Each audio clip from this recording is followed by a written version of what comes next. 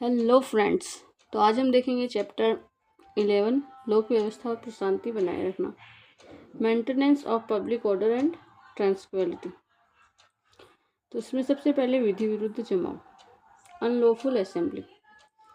CrPC की section 129 है और बीएनएसएस की सेक्शन 148 है।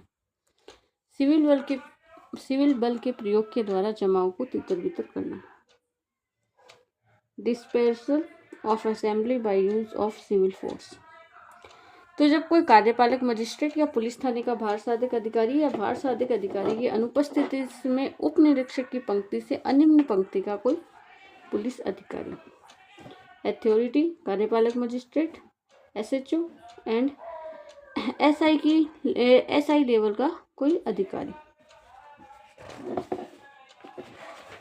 क्या करेगा? किसी विधि विरुद्ध जमाव को या 5 या अधिक व्यक्तियों के किसी ऐसे जमाव को जिससे लोक शांति विक्षुब्ध होने की संभावना है, तितर बितर होने का समादेश दे सकता है, तब ऐसे जमाव के सदस्यों का यह कर्तव्य होगा कि वे तदनुसार तितर बितर हो जाएं।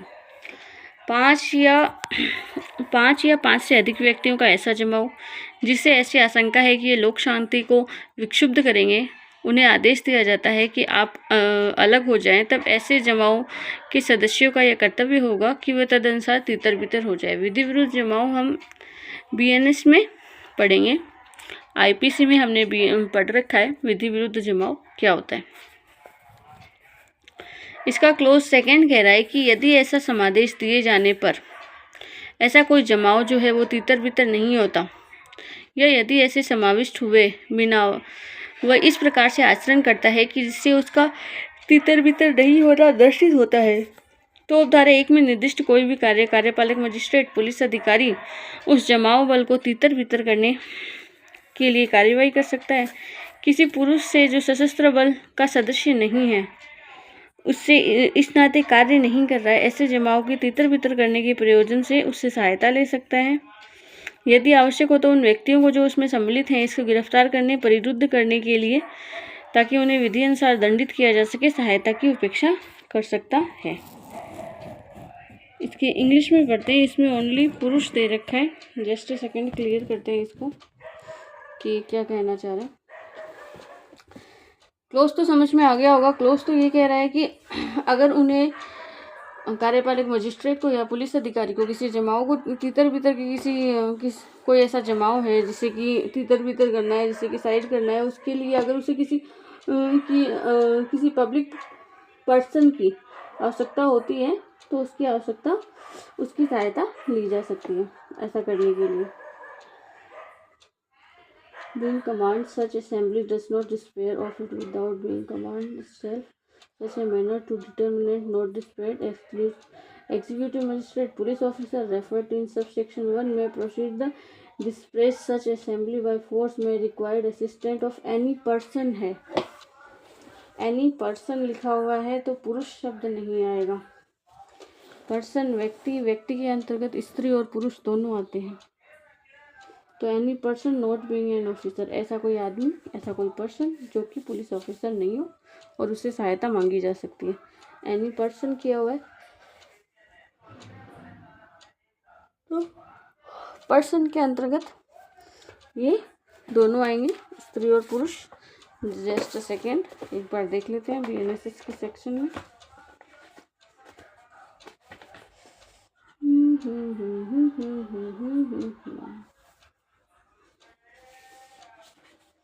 ओके,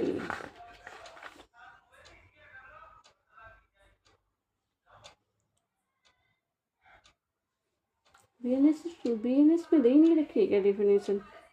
बिकॉज बीएनएस मैंने अभी तक पढ़ी नहीं है। मैन की, पुरुष की परिभाषा दे रखी है, व्यक्ति शब्द की परिभाषा नहीं दे रखी है। व्यक्ति शब्द की परिभाषा आईपीसी में थी, हाँ दे रखी है ना। ये सब कोर्स व्यक्ति के अंतर्गत कोई कंपनी, संगम या व्यक्ति निकाय, चाहे वह निगमित हो या ना हो, ये आता है। और पुरुष से किसी भी आयु का मानव नर अभिप्रेत है। फिर स्त्री की परिभाषा इसमें नहीं दी। तो कंपनी, संगम या व्यक्ति निकाय पर्सन के अंतर्गत आते हैं। चाहे नियमित हो अथवा नहीं।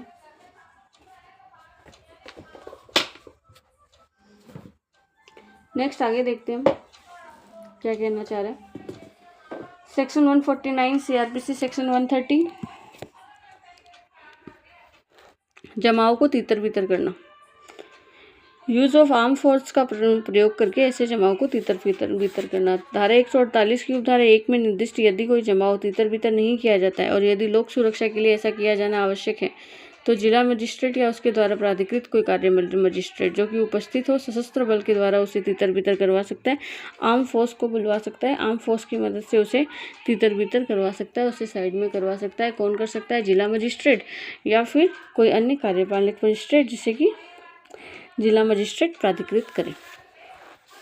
आगे इसकी क्लोज क्या कह रही है? सेकंड क्लोज कह रही है कि ऐसा मजिस्ट्रेट किसी ऐसे अधिकारी को जो सशस्त्र बल के व्यक्तियों की किसी टुकड़ी का समादेशन कर रहा है या उपेक्षा कर रहा है कि वह अपने समादेश अधीन सशस्त्र बल की मदद से जमाव को तीतर बीतर कर दे और उसमें सम्मिलित ऐसे व्यक्तियों को जिसके बाबत मजिस्ट्रेट निर्देश दे उन्हें जमाव को तीतर बीतर करने या विधि के अनुसार दंड देने के लिए गिरफ्तार परिरुद्ध करना आवश्यक है तो ऐसे व्यक्ति को गिरफ्तार भी किया जाएगा। ऐसा कोई व्यक्ति जो कि ऐसे आर्म फोर्स की कमान को जिसने संभाल रखा है, जो आदेश दे रहा है, अगर वह ऐसी अपेक्षा करता है कि पर्टिकुलर कोई पर्सन है उसको गिरफ्तार कर लेना चाहिए या उसे परिरुद्ध कर लेना चाहिए आर्म फोर्स का अधिकारी, तो वह ऐसा कर सकता है। ठीक है, ऐसा कोई अधिकारी जो आर्म फोर्स की सेना का समुपदेशन कर रहा है।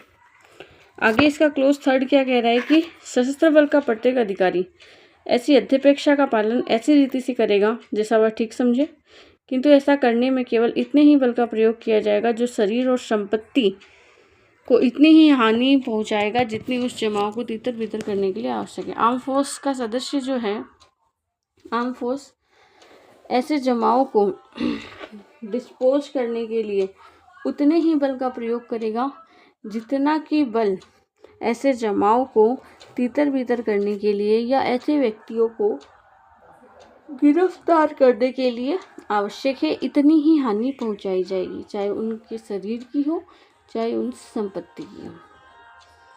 ठीक है, आगे है क्लोज 150 CRPC सेक्शन 131। ये सेक्शंस कोई इंपॉर्टेंट नहीं है, इन पे कोई क्वेश्चंस नहीं बनते, ओनली हेडिंग बेस्ड सेक्शंस है, बट हम पढ़ रहे हैं तो इनको वन लाइन में समझते चल रहे हैं। तो जमाव को तीतर बीतर करने की सशस्त्र बल की कुछ अधिकारियों की शक्ति, तो जब कोई ऐसा जमाव लोक सुरक्षा को संकटापन्न कर रहा है, कार्यपालक मजिस्ट्रेट से उस टाइम पे संपर्क नहीं किया जा सकता, तब सशस्त्र बल का कोई आयुक्त या राजपत्रित अधिकारी, कार्यपालक मजिस्ट्रेट से संपर्क नहीं हो सकता, तब सशस्त्र बल का आर्म फोर्स का कोई आयुक्त या राजपत्रित अधिकारी जो है ऐसे जमाव को अपने समादेशाधीन सशस्त्र बल से तीतर बीतर कर सकता है और ऐसे व्यक्तियों को जो इसमें सम्मिलित हैं ऐसे जमाव को तीतर बीतर करने के लिए या इसलिए कि उन्हें विधि के अनुसार दंडित किया जा सके, गिरफ्तार और परिरुद्ध कर सकेगा। किंतु यदि उस समय इस धारा के अधीन कार्य कर रहा है, कार्यपालक मजिस्ट्रेट से संपर्क करना साध्य हो जाता है, तो वह एक बार कार्यपालक मजिस्ट्रेट के से यह पूछेगा कि इस तरह की कार्यवाही को चालू रखा जाए या न रखा जाए, मजिस्ट्रेट के निर्देशों का पालन करेगा।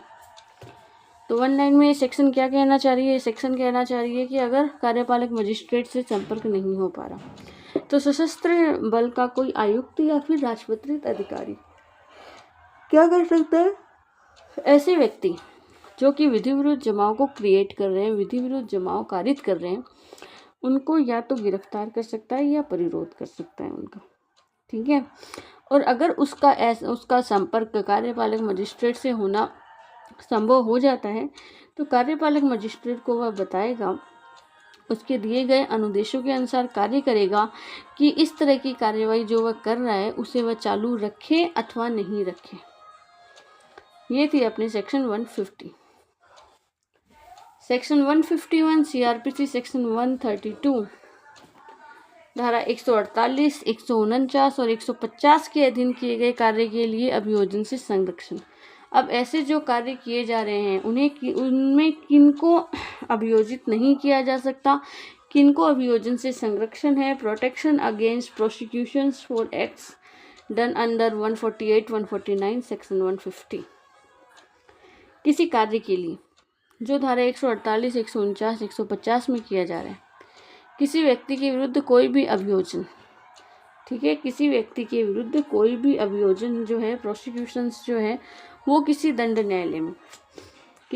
न्यायालय में अगर ऐसा व्यक्ति, तो हम पहले इसके नीचे की देख लेते हैं कि दंड न्यायालय में संस्थित नहीं किया जाएगा, ये चीज़ कहेगी।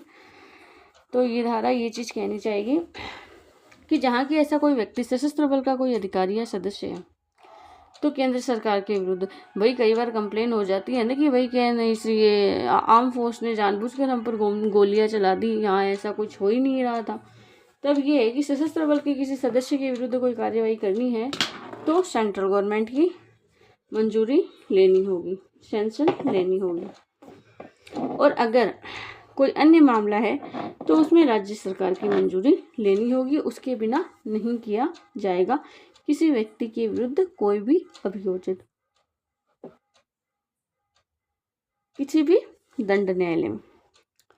उक्त धाराओं के अधीन, अब इसका क्लोज सेकंड क्या कह रहा है, उक्त धाराओं में से किसी के भी अधीन सद्भावपूर्वक कार्य करने वाले किसी कार्यपालक मजिस्ट्रेट या पुलिस अधिकारी के बारे में, ऊपर का क्लोज था वो था आर्म फोर्स के बारे में, नीचे क्लोज में दे रखे हैं कि सद्भावपूर्वक जो बोनाफाइडली काम कर रहा है कार्यपालक मजिस्ट्रेट या पुलिस अधिकारी, धारा 148, 149, 150 के अधीन किसी अपेक्षा के पालन में सद्भावपूर्वक कार्य करने वाले किसी व्यक्ति के बारे में, 150 के अधीन सद्भावपूर्वक कार्य करने वाले किसी सशस्त्र बल के अधिकारी के बारे में, ठीक है।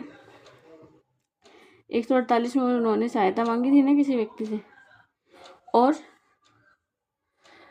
हाँ, और आगे खंड ग में है कि सशस्त्र बल का कोई सदस्य जिस आदेश का पालन किए जाने के लिए आबद्ध हो, उसके पालन किए गए किसी कार्य के बारे में उस सदस्य के बारे में नहीं माना जाएगा कि उसने कोई अपराध किया है। सेक्शन 148, 49 एंड 150 में जहाँ की पुलिस अधिकारी या कार्यपालक मजिस्ट्रेट ने किसी व्यक्ति की सहायता ली, या जहाँ उन्होंने किसी सशस्त्र बल के अधिकारी की सहायता ली है, तो ऐसे व्यक्ति या ऐसे अधिकारी के विरुद्ध कोई भी कार्यवाही नहीं की जाएगी। अगर उन्होंने सद्भावपूर्वक कार्य किया है तो उनके विरुद्ध कोई भी आपराधिक कार्यवाही नहीं की जाएगी कि इन पर्टिकुलर पर्सन ने ऐसा कोई अपराध कारित किया है, ठीक है। अगर उन्होंने ऐसे आदेश के पालन में कोई कार्य कर भी दिया है तो वो अपराध नहीं माना जाएगा। इस धारा में और इस अध्याय की पूर्ववर्ती धाराओं में अब कुछ डेफिनेशन दे रखी है। सशस्त्र बल से क्या विपरीत है, तो ये इंपॉर्टेंट है। सशस्त्र बल से भूमि बल के रूप में क्रियाशील सेना, नौसेना, वायुसेना अभिप्रेत है। भूमि बल के रूप में क्रियाशील सेना, नौसेना, वायुसेना, इसके अंतर्गत क्रियाशील संघ के अन्य सशस्त्र बल भी हैं। ये थी सशस्त्र बल की परिभाषा कि सशस्त्र बल में क्या आती है, सेना, नौसेना, वायुसेना तीनों आती है, और इसमें अन्य सशस्त्र बल भी हैं। अधिकारी, आगे अधिकारी की परिभाषा है, तो अधिकारी से सशस्त्र बल के ऑफिसर के रूप में नियुक्त आयुक्त, राजपत्रित या वेतनभोगी अधिकारी हैं, और इसके अंतर्गत कनिष्ठ आयुक्त ऑफिसर, वारंट ऑफिसर, पेटी ऑफिसर, अनायुक्त ऑफिसर, अराजपत्रित अधिकारी सभी आते हैं। सशस्त्र बल में जितने भी अधिकारी हैं वो सभी अधिकारी की कैटेगरी में आएंगे। अब सदस्य से क्या विपरीत है, तो सदस्य से सशस्त्र बल के अधिकारी से भिन्न उसका कोई सदस्य अभिप्रेत है। सशस्त्र बल के अधिकारी से भिन्न उसका कोई जो सदस्य है वो सदस्य शब्द के अंतर्गत आएगा। इस तरीके से ये विधि विरुद्ध जमाव का जो ये खंड क था ये कंप्लीट हुआ।